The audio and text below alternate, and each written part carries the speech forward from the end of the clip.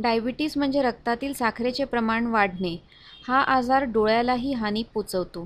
डोळ्याच्या सर्वच भागांवर त्याचा असर होतो. त्यामुळे डायबिटीस असलेल्या पेशंटला नेहमी रांजणवाडी होऊ शकतात. चष्म्याचा नंबर सारखा बदलू शकतो. मोतीबिंदू लवकर सुरू होऊ शकतो.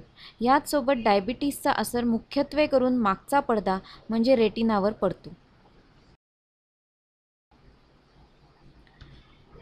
मागचा पडदा म्हणजे रेटिना हा आपल्याला दिसत नसला तरी आपल्या डॉक्टरांना तो मशीनच्या साहाय्याने दिसतो.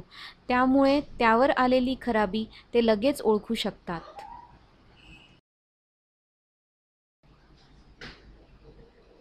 डायबिटीसमुळे मागच्या पडद्यावर म्हणजे रेटिनावर अनैसर्गिक नवीन रक्तवाहिन्या तयार होतात. त्या नाजूक असतात. त्यामुळे त्यांच्यामधून कधीही डोळ्याच्या आत रक्तस्राव होऊ शकतो व नजर कमी होते.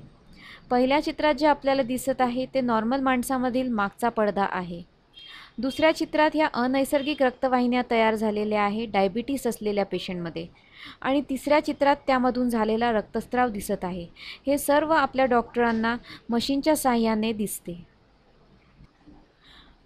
डायबिटिक रेटिनोपॅथी जास्त करून त्या लोकांमध्ये होते ज्यांना लहान वयात डायबिटीस झालेला आहे, जे अनियमित उपचार घेतात.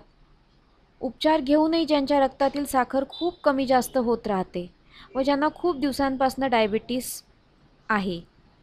रेटिनोपॅथी ही हळूहळू होणारी प्रक्रिया आहे.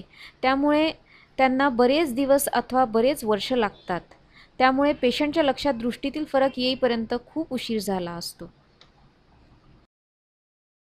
डायबिटिक रेटिनोपॅथी टाळण्यासाठी डायबिटीसची औषधे किंवा इन्सुलिन नियमित घ्यावीत.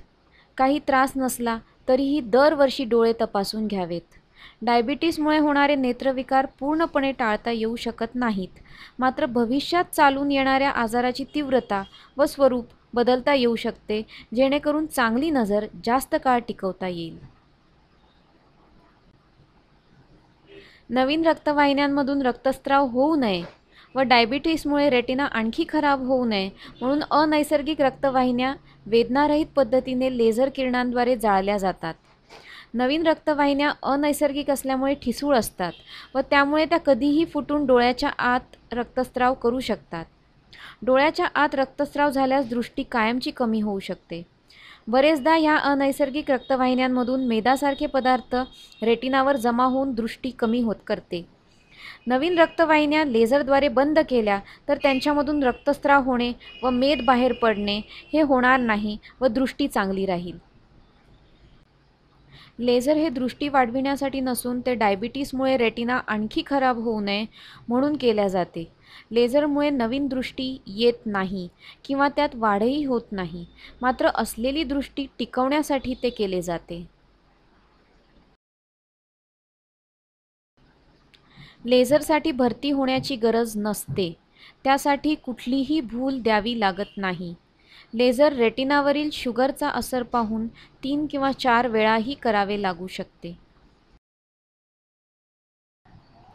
लेझर हा रेटिनाच्या सध्याच्या स्थितीवरचा उपाय असतो, पण शरीरातील डायबिटीसच्या प्रमाणात डोळ्यातील खराबी पुन्हा उद्भवू शकते व परत उपचाराची गरज भासू शकते. त्यामुळे रुग्णांनी शरीरातील डायबिटीस व्यवस्थित औषधोपचार घेऊन आटोक्यात ठेवावा, जेणेकरून डोळे निरोगी राहतील. लेझरमुळे जर रेटिना दुरुस्त झाला नाही तर ऑपरेशनची गरज भासू शकते.